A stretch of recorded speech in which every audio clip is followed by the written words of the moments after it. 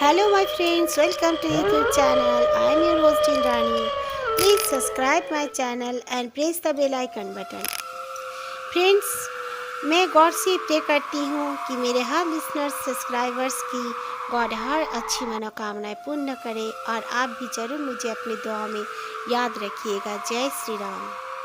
Friends, आप लोग बहुत जन मेरे स्टोरी चैनल में विजिट तो करते हो बट मुझे सब्सक्राइब नहीं करते, अपना फीडबैक नहीं देते। Please friends, support me.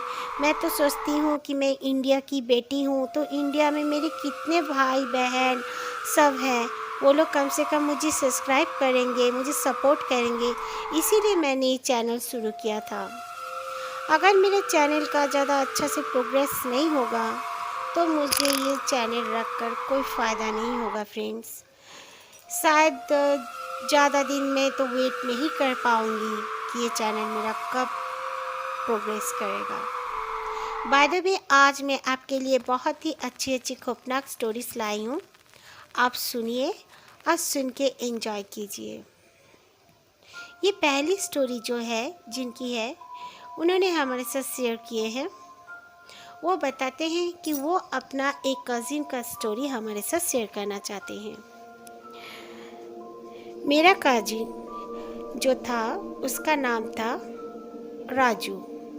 Raju कभी भी भूत प्रेत में यकीन नहीं रखता था, बट उसकी मम्मी जो थी वो चुड़ैल को बहुत डरती थी, क्योंकि उन्होंने बचपन में एक बार चुड़ैल से सामना हो चुका था।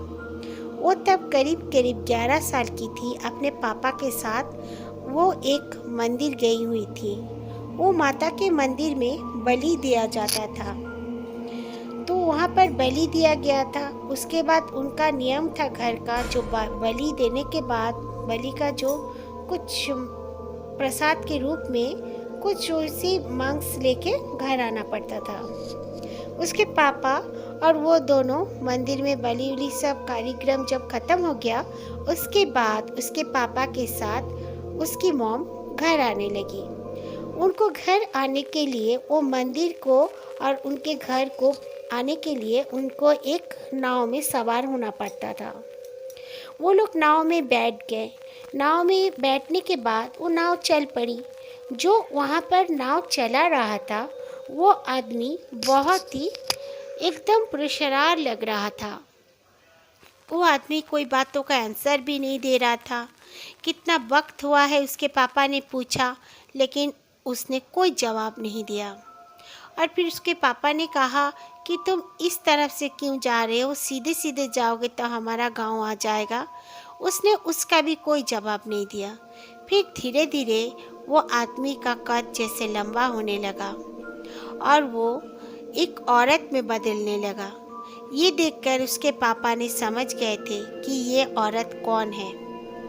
उन्होंने जल्दी से अपने हाथ में जो था वो मांस उसको हाथ में दे दिए थे और फिर वो चुड़ैल उसको लेकर वो बाकायदा चुपचाप वहाँ से पानी में उतरकर कहीं गायब हो गई। फिर राजू की मम्मी और उनके नाना खुद ही नाव से करके घर पर आ गए। उसके बाद से राजू की मम्मी बहुत ज़्यादा डरती थी। वो अकेले या रात को घर पर भी रहने के लिए बहुत डरा करती थी। उनकी काफ़ी दिन तबीयत भी खराब हो गई थी। फिर धीरे धीरे पंडित से झाड़ फूँक कराने के बाद, ताबीज़ पहनाने के बाद उनकी तबीयत ठीक हो पाई थी। उनके पापा को कुछ नहीं हुआ था। वो पापा डरे भी नहीं थे। उन्होंने अपना जनेऊ को पकड़कर गायत्री मंत्र करना चालू कर दिए थे, लेकिन उनके मम्मी को थोड़ा सा प्रॉब्लम ज़रूर हुआ था।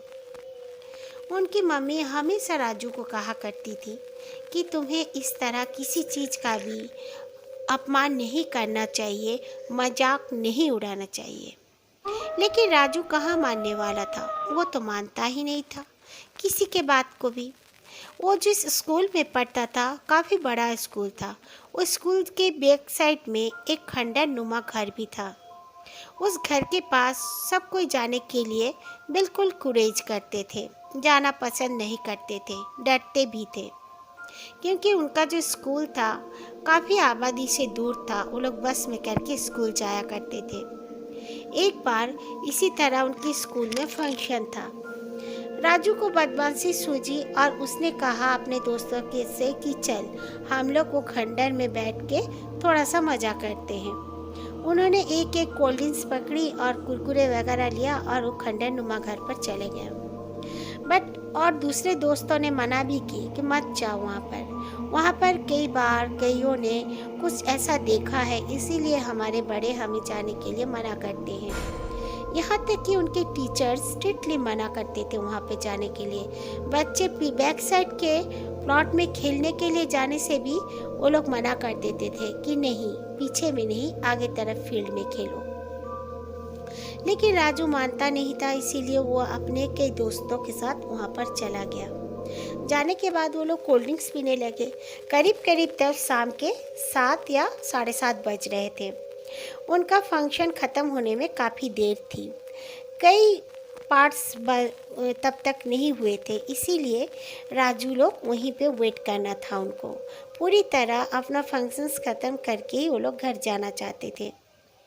उसके बाद राजू बोलने लगा कि यार मुझे लग रहा है हमारे अलावा यहाँ पर और भी कोई है। वो दोस्तों ने कहा कौन है, तू डरा रहा है ना हमें, तू तो ये सब मानता नहीं है।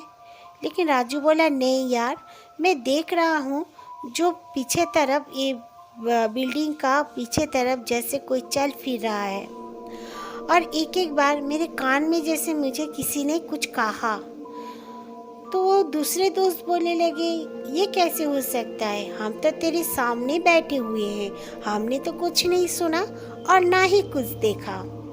पर राजू ने 2-3 बार ऐसे कहा। कहने के बाद राजू बोला मैं मजाक कर रहा था बोल के बहुत ज़ोर ज़ोर से हंसने लगा। उसके दोस्तों ने उस पर बहुत गुस्सा किया और बोले इस तरह का मजाक करना एकदम ठीक बात नहीं है, इसीलिए हम तेरे साथ नहीं आना चाहते थे, चल जल्दी से, हम जाना चाहते हैं। तो राजू बोलने लगा नहीं, मैं तो यहाँ पर बैठूंगा, मैं वहाँ पर जाकर बोर हो चुका हूँ। तो उसके फ्रेंड्स 1-2 फ्रेंड्स अपना चले आए, बस राजू और राजू का एक ही फ्रेंड वहाँ पर रह गए थे। वो लोग दोनों बैठ के अपना कुछ गाना गाने लगे। मोबाइल में गाना लगा दिया, सुनते सुनते दोनों भी गाने लगे। अचानक से राजू को लगा जैसे राजू के कान में वाकई में किसी ने बुलाया है, राजू। राजू काफ़ी डर गया। डरने के बाद वो अपने लेफ्ट राइट साइड देखने लगा, पीछे भी देखा, लेकिन उसे कोई नहीं दिखा। फिर वो सोचा कि उसका किसी फ्रेंड ने ऐसा तो नहीं किया, अंधेरे में अचानक से मैं देख नहीं पाया। अपना टॉर्च जब जलाया मोबाइल का, तब देखा कि कुछ दूरी पर एक औरत खड़ी हुई है और वो औरत के हाथ में एक छोटा सा बच्चा भी है। ये देखकर उन लोगों ने सोचा कि आस पड़ोस के कोई होंगे, हमें क्या इनसे लेना देना। वो लोग दोनों अपना मोबाइल में फिर से गाना लगाकर सुनने लगे। उसका जो राजू का दूसरा फ्रेंड था वो बोलने लगा कि अब चल यार, मुझे भी काफ़ी डर लग रहा है और देख तो कैसे ठंड भी पड़ रहा है यहाँ पर। लेकिन राजू बोलने लगा है यार, यहाँ पे आराम से बैठे हुए हैं, क्यों वहाँ पर जाएंगे, मेरी तो कमर टूट जा रही है बैठे बैठे वहाँ पर। राजू ये कहकर एक बेंच सा था, वो बेंच में वो लेट गया।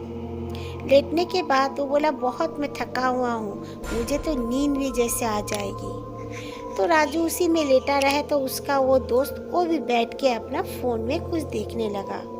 उसके बाद अचानक से लगा जैसे उनके वहाँ पे एक पेड़ था काफ़ी बड़ा, काफ़ी पेड़ थे वहाँ पे, लेकिन एक पेड़ काफ़ी बड़ा था। वो पेड़ से कोई नीचे छलांग मारा हो, ज़ोर से आवाज़ आई। तब राजू भी उठ के बैठ गया, बोला कौन यार, ये पेड़ से जैसे लगा कुछ गिरा है। तो उसका दोस्त बोला नहीं तो, मुझे तो कुछ नहीं लगा। बोला नहीं मुझे लगा। बोलकर उन लोगों ने जब पेड़ के सामने देखने की कोशिश की और अपना मोबाइल का लाइट जलाया तो वो देख के हैरान रह गए। वहाँ पर काफ़ी लंबा कद का काला, एकदम काला सा एक आदमी खड़ा हुआ था और उसने काली रंग का ही कोई कपड़ा पहना हुआ था, लेकिन उसका ऊपर में कुछ नहीं पहना हुआ था, बस नीचे एक काला कुछ धोती जैसा पहना हुआ था। ये देखकर राजू और राजू का दोस्त दोनों ही डर गए। उसका दोस्त दौड़ के भागने लगा स्कूल के तरफ, लेकिन राजू जब दौड़ने गया वो गिर गया। गिर के वो चिल्लाने लगा और ना जाने क्या हुआ, वो दोस्त तो चला गया। जाने के बाद उसने जब टीचर्स को बुला के लाए तो देखते हैं कि राजू बिल्कुल पेड़ पे लटका हुआ है, जैसे उसको किसी ने इस तरह लटका दिया है। जल्दी से राजू को उतारा गया। उतार के देखे कि राजू बेहोश था। उसे घर पर ले गए। घर से फिर उसको डॉक्टर के पास ले गए। डॉक्टर के पास जाने के बाद 3 से 4 घंटा बाद जाके राजू को सेंस आया। राजू बहुत ही घबराया और रोता रहता था। करीब करीब राजू का उस तरह से 3 से 6 महीना राजू वैसा ही रहा। उसे बुखार आ जाता, वो डरता, गिड़गिड़ाता और कुछ दूसरे आवाज़ में भी बात करने लगता। किसी को कहता कि तुम चले जाओ यहाँ से। इस तरह राजू कहने लगा। राजू की तबीयत बहुत दिन तक खराब थी। फिर धीरे धीरे जब उसको एक पंडित जी ने ट्रीटमेंट करना चालू किया उनके घर पर आकर, तब राजू धीरे धीरे ठीक हुआ। ठीक होने के बाद राजू ने पंडित जी से सारी बातें बता दी, लेकिन पंडित जी पहले ही जान गए थे कि ये राजू के ऊपर में कोई प्रेत आ गया था, जो कि राजू को इस तरह परेशान कर रहा है। फिर राजू ने कहा कि हाँ, मैं हरदम एक लंबा सा काला मोटा और बहुत ही खतरनाक सूरत वाला एक आदमी को मैं देख पाता था, इसीलिए मेरी ऐसे हालत हो जाती थी और मेरा दिमाग खुद के कंट्रोल में नहीं रहता था। मैं क्या कर रहा हूँ क्या नहीं, मुझे कुछ पता नहीं होता था। मैं किसको बुला रहा हूँ, किसको क्या बोल रहा हूँ, मुझे कुछ भी पता नहीं होता था। फिर धीरे धीरे जाकर मेरे दिमाग खुद के कंट्रोल में आया।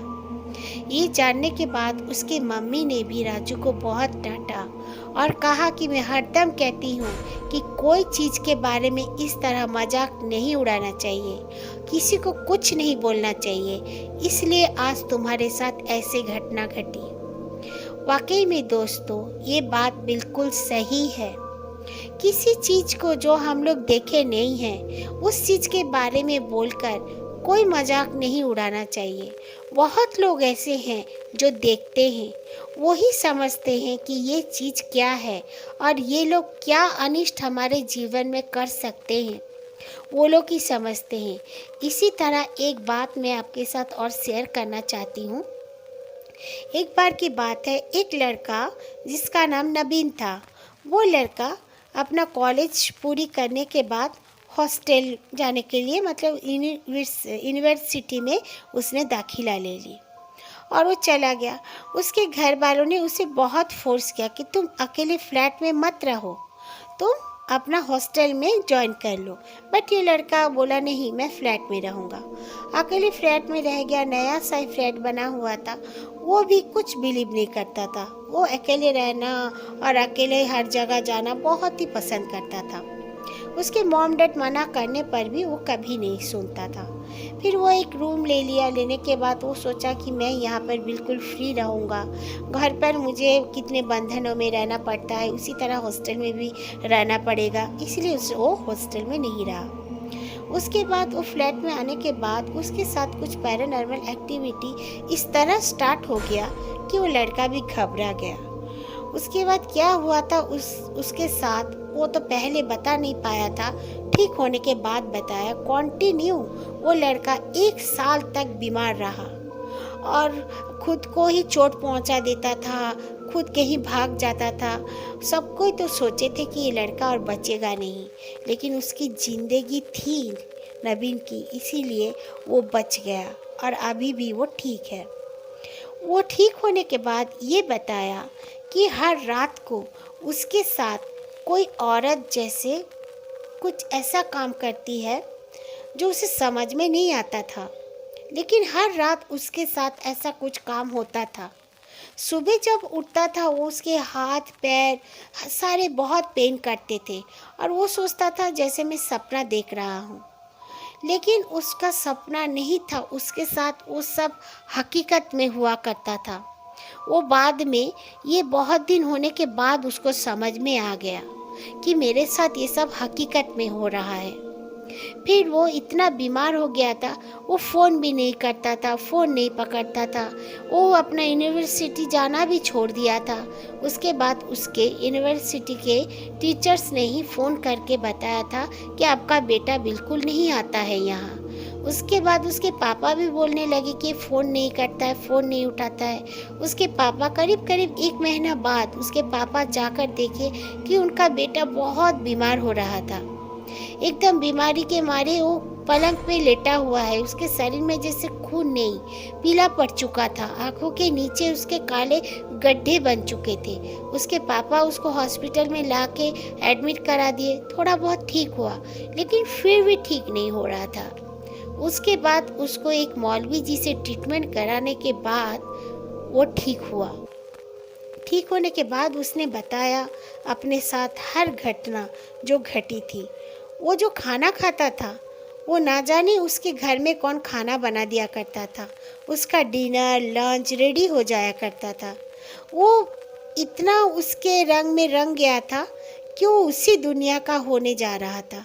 फिर गॉड ब्लेस की यूनिवर्सिटी के टीचर्स ने उसके पापा को बोल दिया।